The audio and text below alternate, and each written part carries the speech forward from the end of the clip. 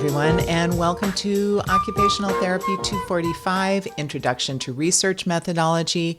Today's lecture is on quantitative data analysis. My name is Melissa Kay, and I'll be your instructor. Let's go ahead and get started. We have three objectives today. The first is to explain basic concepts in descriptive statistics. The second is to describe the use of inferential statistics. And finally, we want to describe the appropriate use of correlational statistics. So we have descriptive, inferential, and correlational. Now, I'll tell you right off the bat, this is a big lecture, and there's a lot of parts and pieces. So I've inserted a few breaks into this lecture. Please do take them. Please take this in little chunks so that you can take it in, make sense of it, and not get either overwhelmed or just incredibly zoned out with all the information. So I'll do my best. Do stop the video, get up, move around, come back to it. There's no requirement that you have to watch all of this in one sitting. And and hopefully having it be online for you so that you can review it and view it as you wish will be helpful. All right, here we go.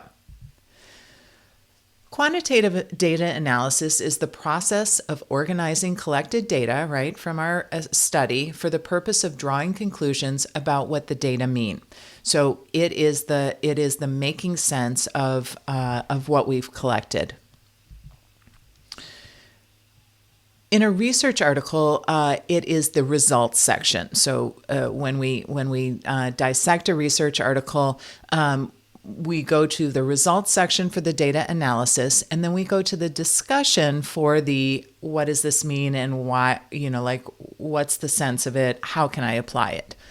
There's three types of possible statistics: descriptive, inferential, and correlational. Descriptive summarize or describe data. They describe the characteristics of the sample, for example. Inferential statistics allow us to draw conclusions about a population based on the sample of data from the population that we collected. They also are used to look at group differences. So, for example, we could test hypotheses about differences in populations, and that involves evaluation of change in the groups that are in the study. And finally, correlational statistics is the strength of the relationship, or sometimes it's called the association, between two variables. And this is often conducted through a Pearson's correlation you might have heard of, and we'll get to that at the end of the lecture. All right, but that's a high-level overview. So each section has this cool outer space photo, and a large label. So if you want to jump to a particular section, look at your downloaded slide deck, and you can tell from these particular slides. I'm not sure that pink works the best, but I'd been making so many slide decks. I just wanted something that would kind of pop and maybe keep you engaged. So hopefully it works well enough for you. All right, so descriptive statistics. We can learn about frequency distributions. Descriptive statistics are often provided in a table, chart, or figure. They show intervals, and they're used to display and describe data. Here's an example of a descriptive display, a bar graph. It shows us characteristics, right? Outgoing, empathetic, creative, self-confident, etc. And then it shows us how much of a particular quality somebody has. Here's another descriptive display. This one is a pie chart. It's a little blurry, but I just loved it so much. So the diagram of Zoom meeting attention span, actual meeting content, 2%, and some of our other qualities like relief at seeing other human beings, 23%, checking out coworkers' houses, 10%, oh my God, why didn't I take a shower, 25%, has my neck always looked like that, 13%, maybe if I move the camera up higher, remove the cat from the keyboard and remove the kids from the bedroom. So I just thought it was pretty funny. All right, so that is a descriptive display of a pie chart. Here's a line graph. And this one is trends in substance use disorders among adults ages 18 and over. And it describes what they used: marijuana, prescription pain relievers, coke, and heroin. Here's a table. Okay, and so you have information about sex, which should be gender, so please excuse this little bit older table, and no non-binary, age, household income, etc. All right, so calculating descriptive statistics. You've made it through section 1. This should be, or hopefully will be, some review from your basic statistics course. I know it's been a while since you've taken that, potentially, so we're going to review it and then apply it to some of the statistical tests that we use when analyzing quantitative data. So our mean is the average. We add up all the scores, divide by the number of score, right? The median is the middle score. So if we have 20 scores that range from 10 to 50, we put 10 on one side, 50 on the other, and we line them up, right, in order, and then we take the middle score. And then the mode is the score that was seen the most frequently. So when we look at these 3 measures of central tendency, they are used in different ways depending on what the researcher is after, right? So sometimes the mean is really the thing that we're after, but if there's an outlying data point, it can move the mean either negatively or positively, right? So the mean can go up or down. So sometimes we use the median because the median represents the middle point rather than the average point. Examples are in your presenter notes, and you can have a look at that for mean, median, and mode to see how they differ. And the mean is the most frequently used, but we do use medians and not as much the mode. All right, so we typically consider a bell curve or a normal curve, right? And what this is the amount of respondents that fit into a particular area underneath this curve, right? And if we have enough respondents or participants in our study, they will fit more or less to this normal curve. 68% of the values fall within this pink area, and that means 68% of the folks that are in a study, their scores will fall in this general kind of average area. It is 1 standard deviation around the mean.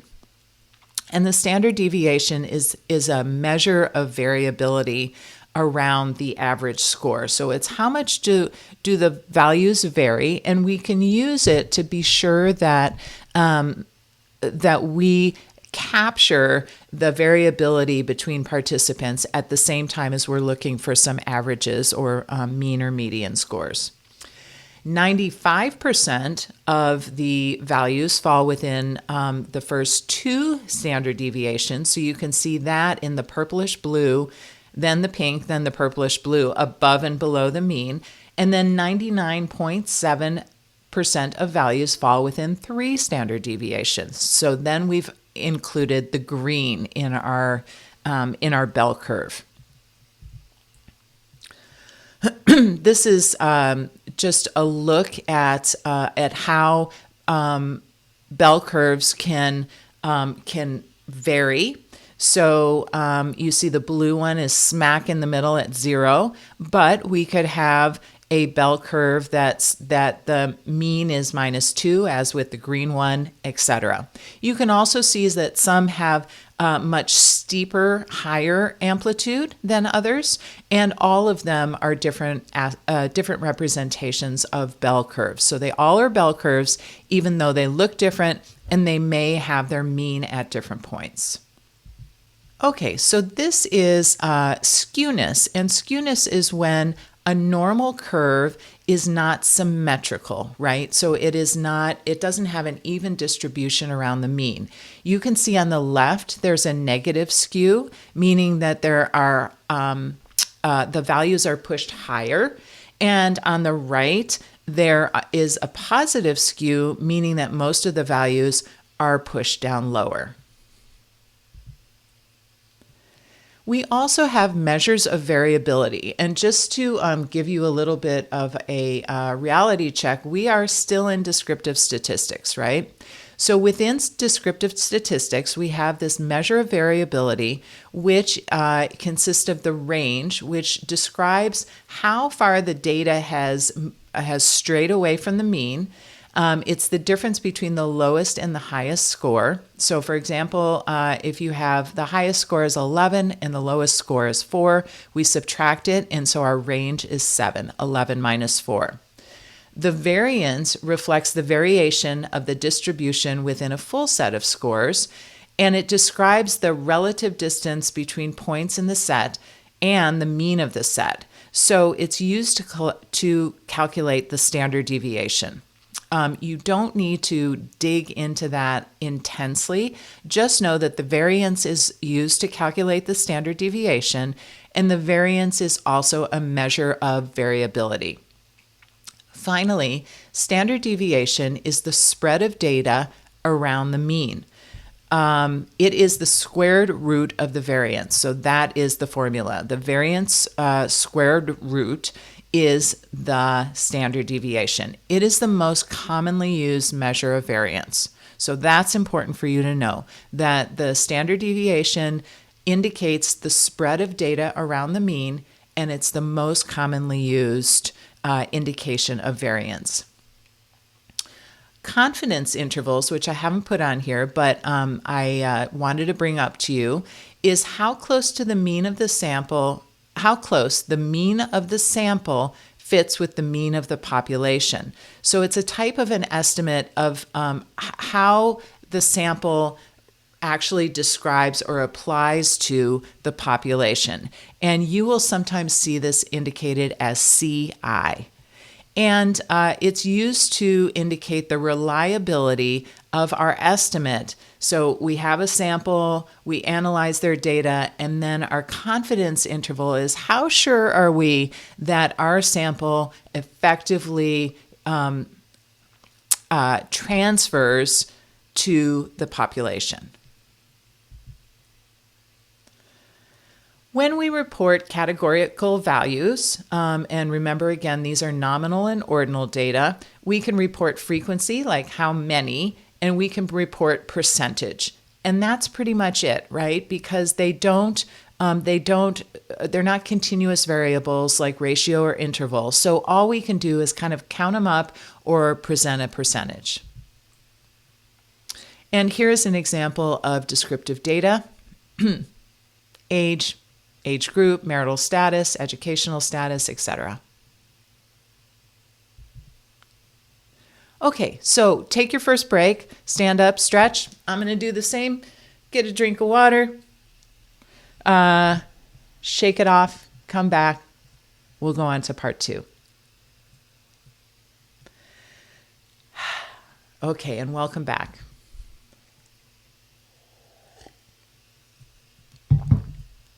Whoops, I went in the wrong order. I am moving forward, not backwards with this presentation. Okay, I don't know why I did this, but for some reason I put the summary after your break. So hopefully you're coming back with a clear head, and I'm going to summarize what you just learned, right? So we were in the descriptive statistics part. We have 2 main concepts, measures of central tendency and measures of variability. Measures of central tendency are the mean, the median, and the mode, with our mean being the most frequently used measure of central tendency. And we have three measures of variability, which is how much does the data vary around the mean, right? And these are range, variance, and standard deviation, with standard deviation being the most frequently used measure of variability. All right, inferential statistics. So some basics. Probability is like how likely is something to happen. So say I have a die and I throw it. The likelihood of a 1 coming up is 1 out of 6 because it's a 6-sided die, right? The likelihood of a 2, 3, 4, 5, or 6 are all the same probability. So probability, when we're applying it to statistics, allows us to make inferences about the population. How likely is it that our sample is actually reflective of the population? It's based on an assumption of normal distribution, which we just looked at, right? That bell curve. And we do hypothesis testing. And the last thing I want you to know is that the likelihood of an event occurring is denoted by a p. And it's a lowercase p. And we talk about a p-value. So we'll get back to that in just a minute. Let's look at hypothesis testing.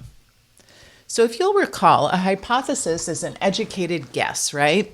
And our hypothesis is tested by comparing whether our data shows that it supports a null hypothesis. In other words,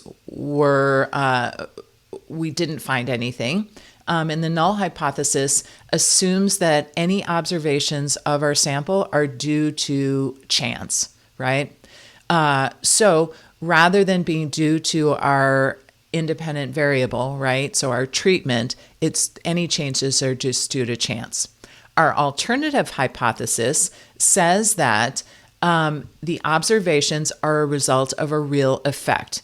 And the easiest way for us to kind of conceptualize it within OT is that we test a new intervention, right? We want to be sure that that the results that we record and analyze are actually due to the intervention and not to chance. The level of significance is denoted by alpha. Alpha level or A, and that little kind of squiggly A is the symbol for it. And it's the degree of significance with which we accept or reject the null hypothesis. So how sure are we that we have an accurate representation? 100% accuracy is not possible, so we select a level of significance that's usually 5%. So we could be 95% sure that our intervention is the cause of change in our sample rather than chance. Then we have power, and power is usually known as the probability of correctly accepting the null hypothesis. So it's kind of a complicated, for me anyway, because I'm not a math gal, but it's how probable is the null hypothesis when we choose it? How probable is it that is correct? We have two different types of hypothesis testing, a one-tailed and a two-tailed test. And I'll show you an example of that. But remember on the bell curve, there was those little edges, right, out at the corners. So if we are reasonably certain of our hypothesis, we would do a one-tailed test, meaning that we think that the data leans towards one end of the bell curve as opposed to the other. If we are unsure about what we're going to find, then we typically use a two-tailed test. And then type 1 and type 2 errors. So a type 1 error is that we reject the null hypothesis. We say that the alternative hypothesis is true and we were wrong.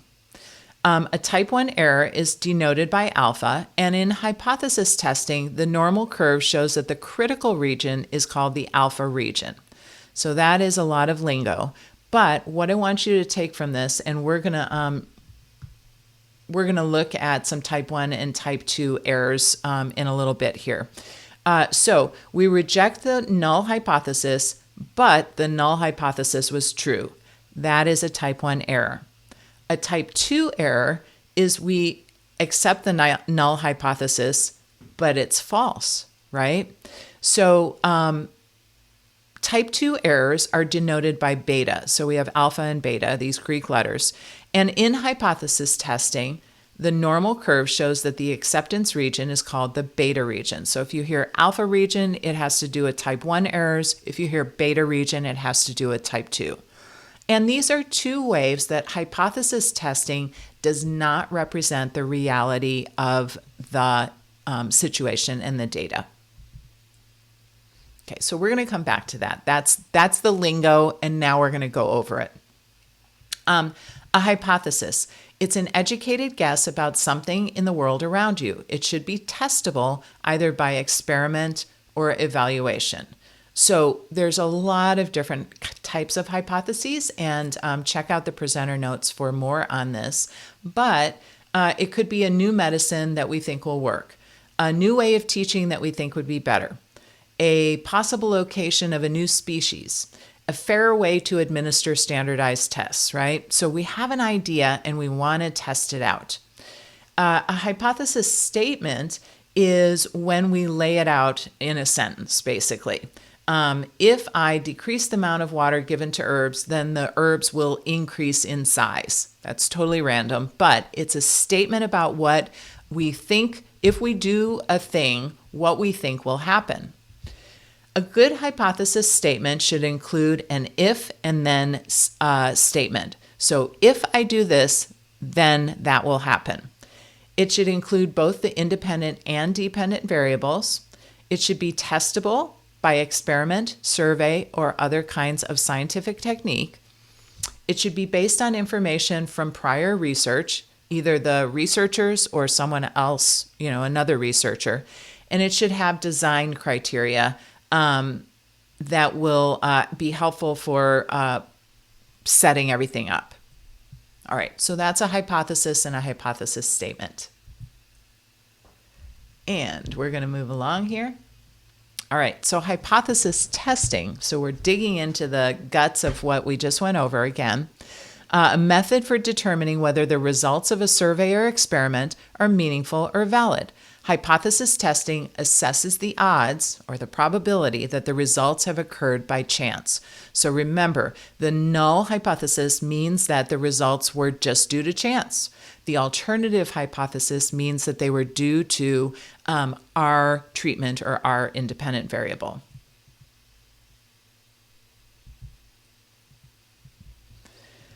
The null hypothesis, again, and I'm repeating this over and over because it's for some of us it's complex to really dig into and integrate. So the null means that there's no difference between the specified population, and any observed difference is due to sampling or experimental error. In other words, chance.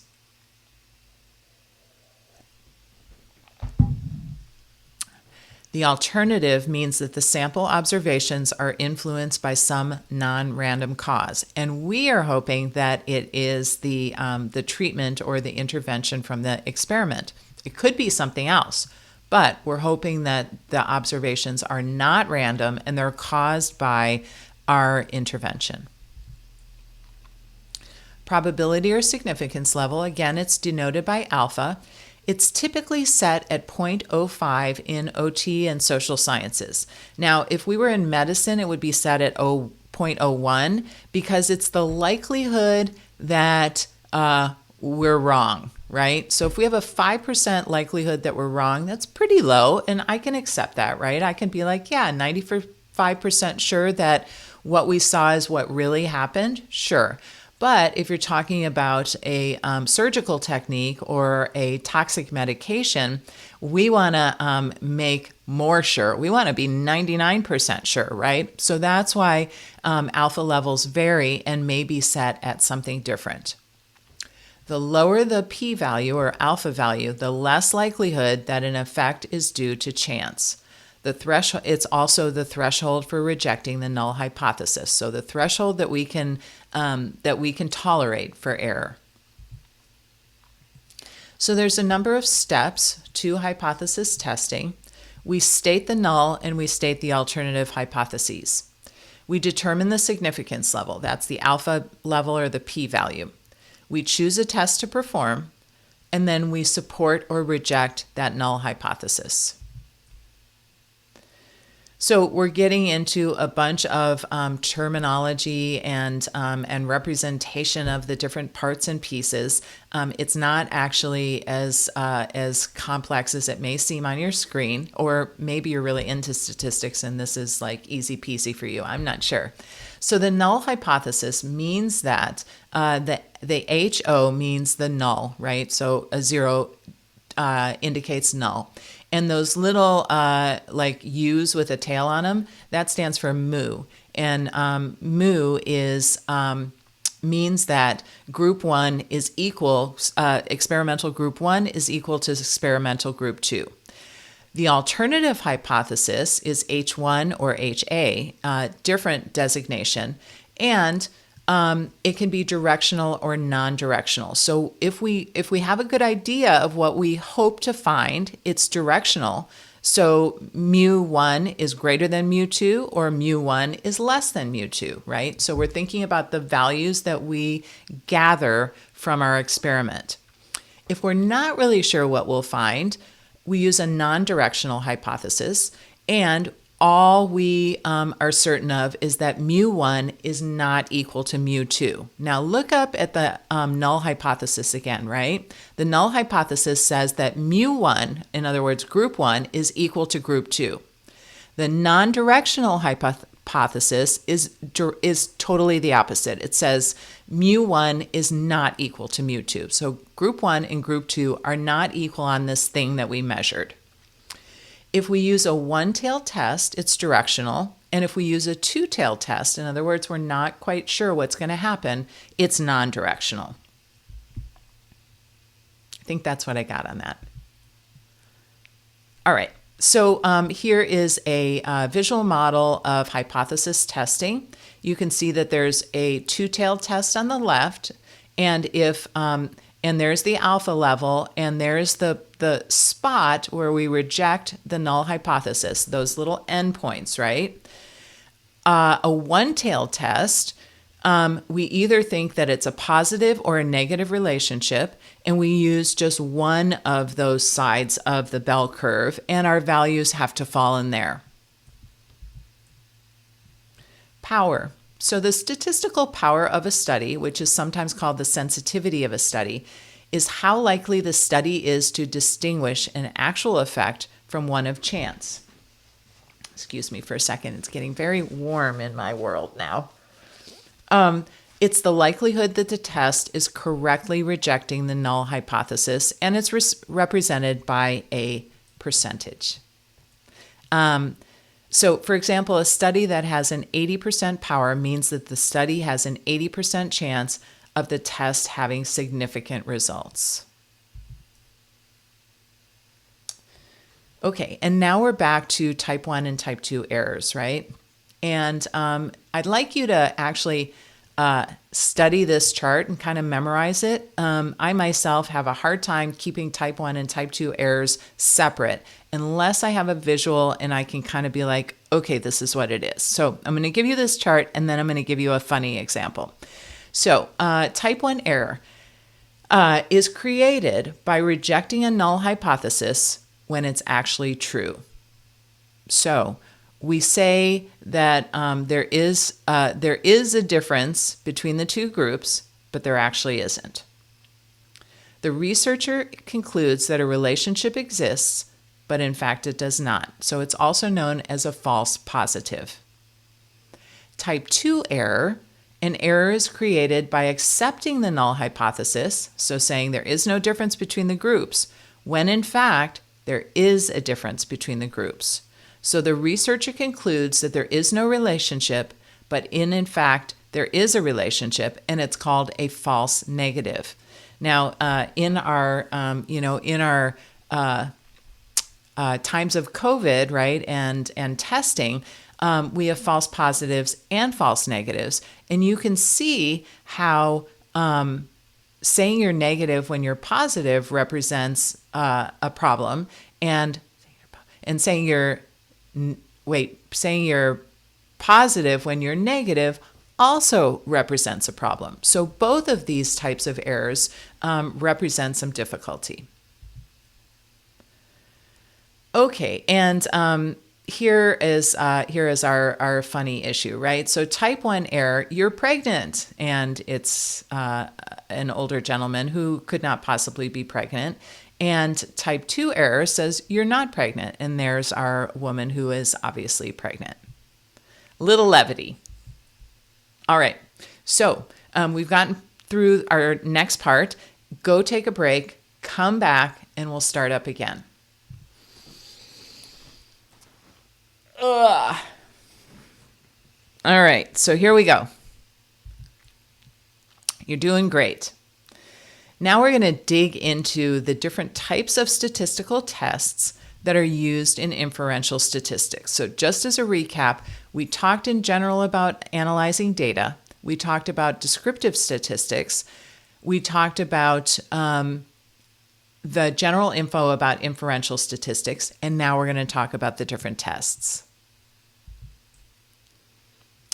A t-test is very commonly used to compare two groups. It can only be used on two groups. If it's more than two groups, we don't use a t-test. There's 3 different kinds. An independent samples t-test that compares the means for two groups. A paired sample t-test compares the means for the same group at different times. So I just said it's two groups. It could be one group at two different times. So group 1 at time 1 and group 1 at time 2 means that we're comparing kind of two groups. Does that make sense? So it doesn't have to be two groups of discrete individuals. It could be two groups because they're measured at different times.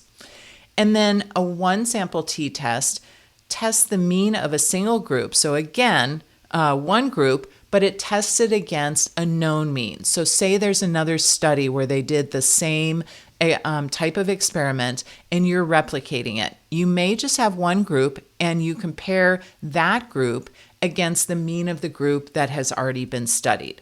So when we say compares two groups, it can be two different groups, that's independent samples. It can be one group at two times, that's paired sample. Or it can be one sample t-test, and that is one group against a known mean. Here is an example of this, and if you'd like to dig into that, you definitely can.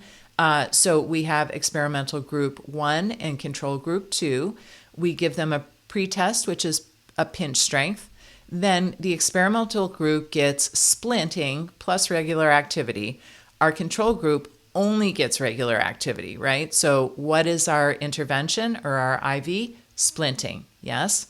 Then we do a post-test. Again, we measure pinch strength. And then we see what the change was from the post to the, we subtract the pretest from the post-test to see how much stronger the pinch of the participants got.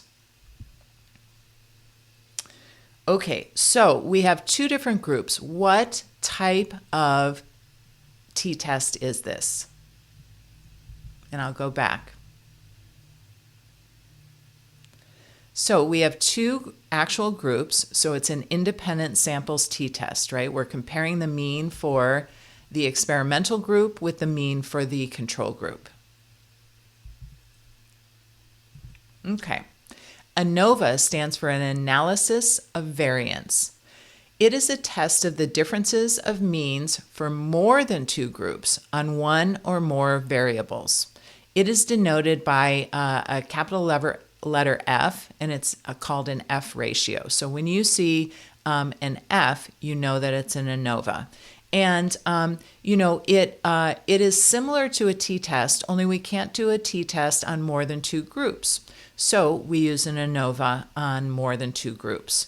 We have two different types of ANOVA, and then there's MANOVAs and MANCOVAs and a whole bunch of other aspects of analysis of variance. But for right now, we're going to stick with ANOVA. So a within group difference looks at the changes within one particular group, or within each group, and a between group difference looks at the variances between groups 1, 2, and 3. So it could be pre-test to post-test for 3 different groups, or it could be the difference between group 1, group 2, and group 3. Here's an example, in case I confused you hopelessly. Group 1, Group 2, Group 3. We have 3 groups, right, on our left, and so we know that it's an ANOVA because it's more than 2 groups.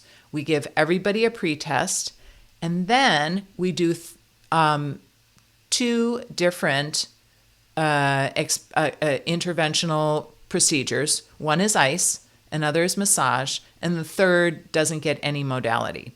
Then we do a post-test, and we see what is the difference between the pretest and the post-test for group 1, group 2, and group 3. Underneath you see some of the statistical notation. I'm really more interested, not that you can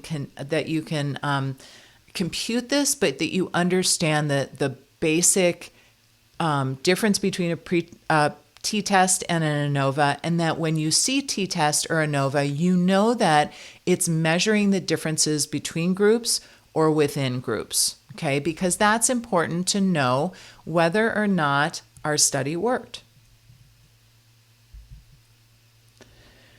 So with an ANOVA, it will tell us, yes, there's a difference, or no, there's not a difference, right? And that's all it tells us. It doesn't actually tell us in the nature of the difference. So we do something called a post hoc analysis. And all it really is another statistical test that helps us identify what specifically is the difference and what group showed the difference.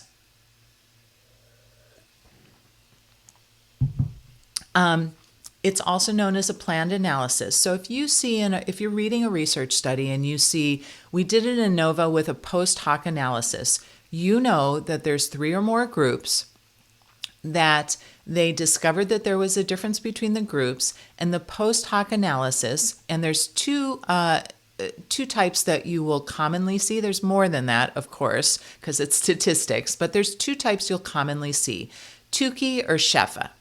So if you see a planned analysis using Tukey, for example, you know that they're digging into the results to see where was the difference and what exactly was the difference. And so that's a post hoc or planned analysis.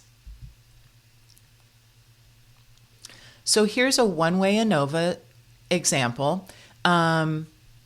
And just get familiar with what it looks like. That's all I really want you to understand here. So the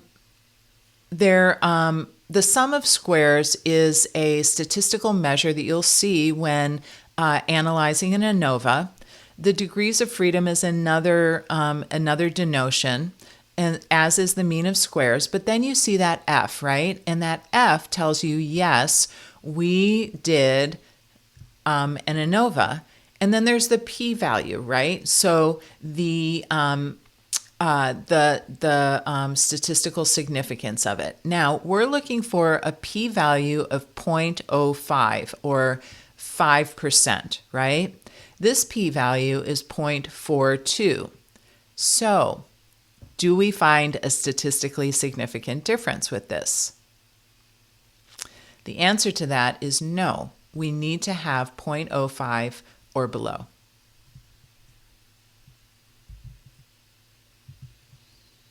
Okay, and here is, in contrast, a two-factor factorial experiment, an example of a two-way ANOVA table. And in this one, we have factor A, factor B, and the interaction between those two factors. So again, we have sum of squares, degrees of freedom, mean square, and honestly, I'm not concerned that you know what that is. I have a slide deck on ANOVA that's in your presenter notes. If you want to know more, please dig into that. But what I'm really wanting you to understand is the theory, right, of why you would use an ANOVA and what it shows. The fact that when you see an F, it means that it's an ANOVA, and the F value in and of itself does not tell you that much unless you're way statistically savvy.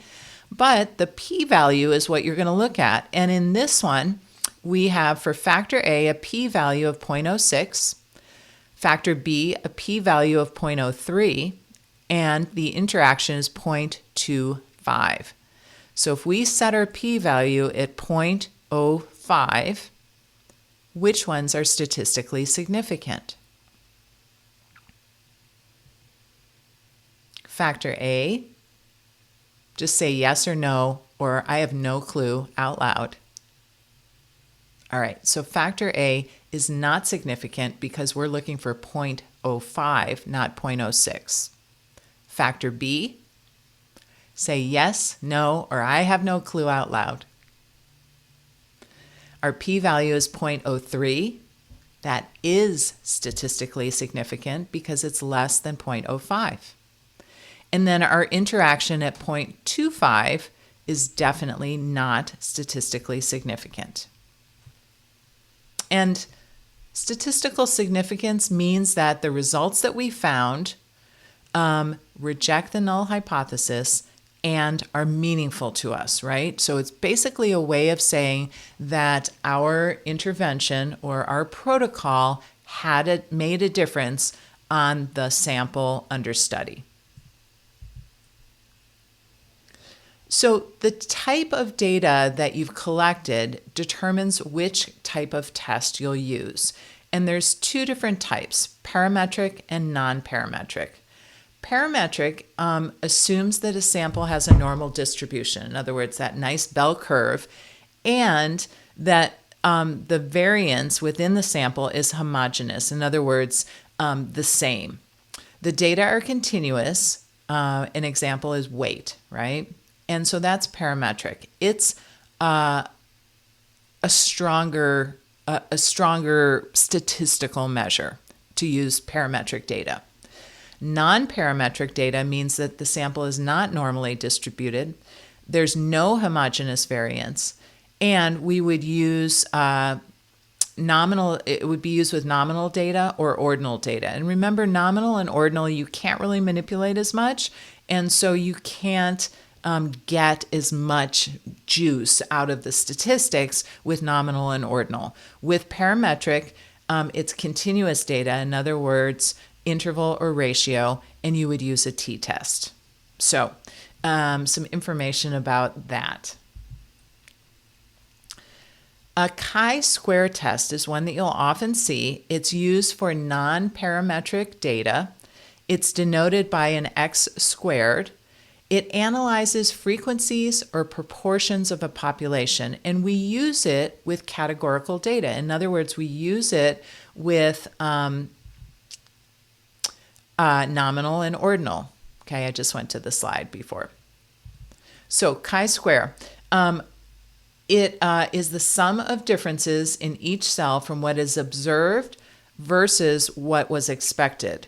And you can only do a one-tailed test. Now, I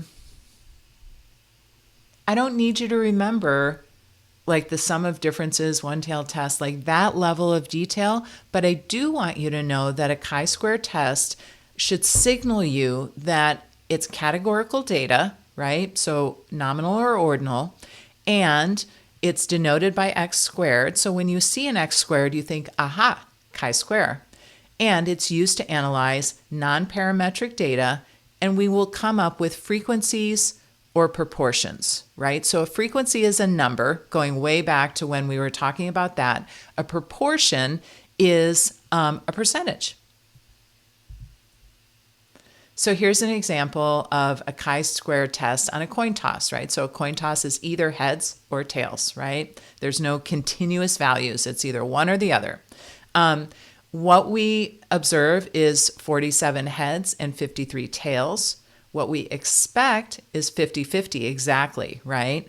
But we have a little variability, and we cannot reject the null hypothesis. Again, that is denoted by HO. Reason we can't reject it is that the differences between what we observed and what we expected are not that big. So it is purely due to chance that if I flip a coin 100 times, I'll get a 50 heads and 50 tails. If I get 47-53, is that significant? No, it's still a coin, and it's still within that range of 50-50.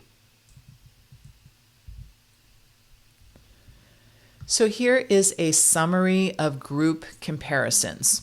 If you have two groups, you do a t-test.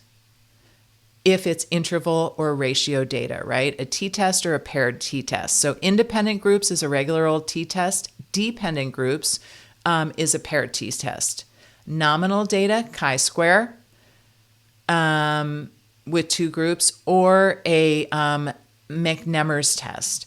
And ordinal, you'll see Mann-Whitney or Wilcoxon signed ranks. So when you just, like, if you can take away, oh, I see Mann-Whitney, I know that it's ordinal data, you're golden, okay? Because the whole purpose of this is not to make you a statistics expert, but to get enough familiarity that when you read research articles, you can actually dig into them and make some sense of them.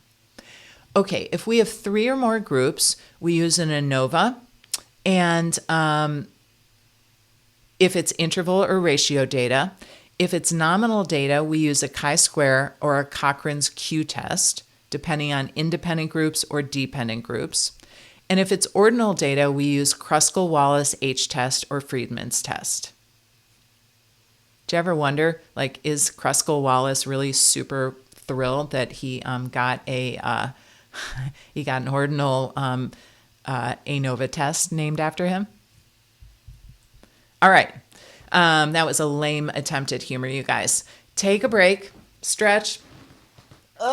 Remember that your head and your body are connected, and this is really dense information. Walk away if you need to, turn off your video replay, and note the time and come back, and we will go into our last section. And welcome back. All right, this is our last section, correlational statistics. So anytime you see the word correlation, you want to think relationship or association between two or more things. They're denoted by something called correlation coefficients. It's just a fancy word for describing a relationship or association. And the relationship range is between +1 to -1. So what does that mean? That means that if it's a 0, there's no relationship at all. If it's very, very close to +1, it means that there's a strong positive correlation. As one thing goes up, the other thing goes up. If it is a -1 or close to, it means as one thing goes up, the other thing goes down, or vice versa. So it's a negative correlation. Now, this is super important. So if you zoned out on my first correlational slide, zone in for a second. No cause and effect can be determined through correlation, right? You may have heard correlation, not causation. So correlation means that things are associated, but we cannot prove cause and effect through a correlation. Degrees of correlation. So you'll see that all these little points are data points, right? So each one represents the score somebody had on a particular outcome measure. If it's strong positive, the points will be gathered together and they'll be going up. As one factor goes up on the y-axis, the other factor goes up on the x-axis.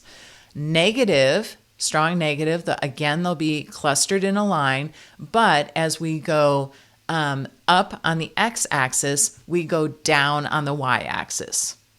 Weak positive and negative, you see that there's a greater dispersion of these data points, and no correlation, they're like stars in the sky. They're all over the place. And you can see that there's a weak negative on the right. So they're kind of going like that, but not really intensely.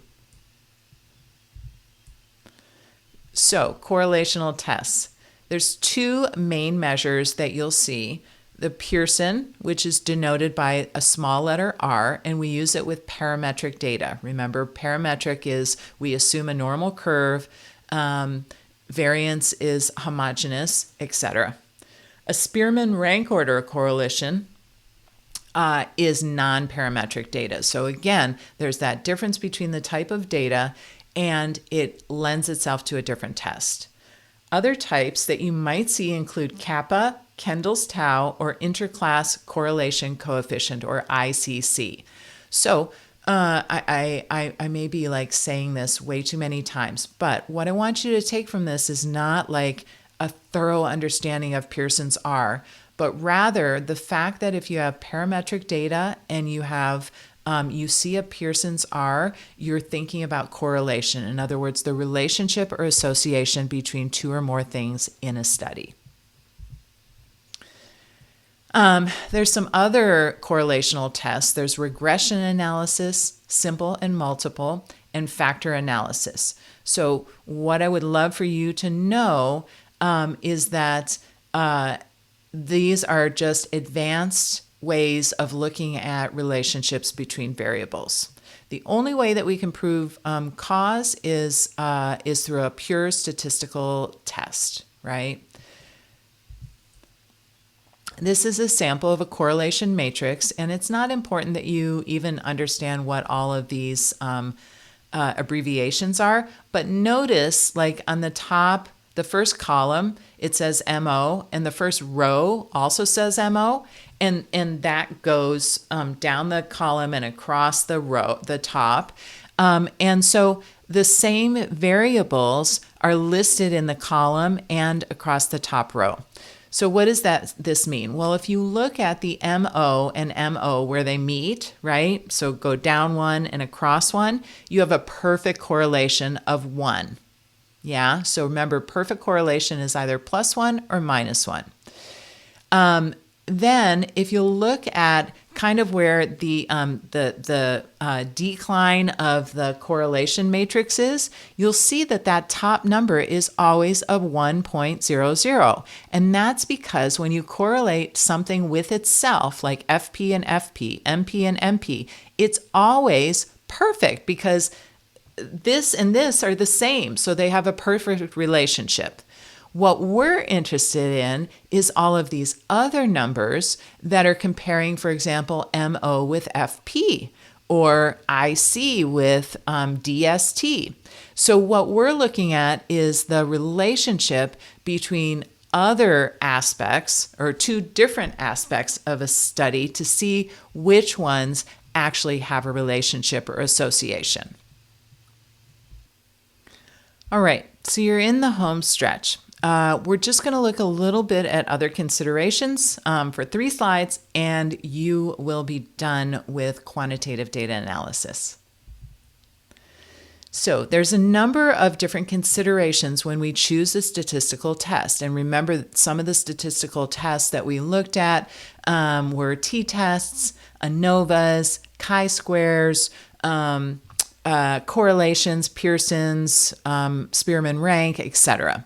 So our research question is going to help us determine what kind of tests we need to use, the nature of the data, the type, parametric, non-parametric, ordinal, nominal, ratio, interval, the distribution of the data and the level of measurement we're after, the number of groups, so Ttest 2 groups, ANOVA 3 or more, the number of dependent and independent variables, the simplest way to understand the data, and when in doubt, we consult a statistician. So the goal is not for you to understand statistics well enough to run all of your own tests, although that would be awesome, but that you understand enough so that when you work with a statistician, you actually can contribute and help them understand what it is that you're after in your study.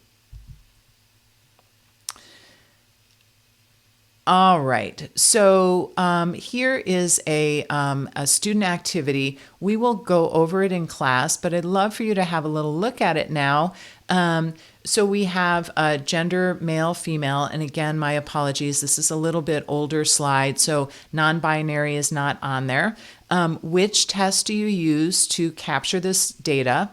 Age and years, and then a pre-test and post-test of a control group and an occupational therapy group. So we'll look at this, but scan the data and then write down your answers. It doesn't matter if they're wrong. Don't worry about it. It's hard stuff, and we'll look at it in class, okay?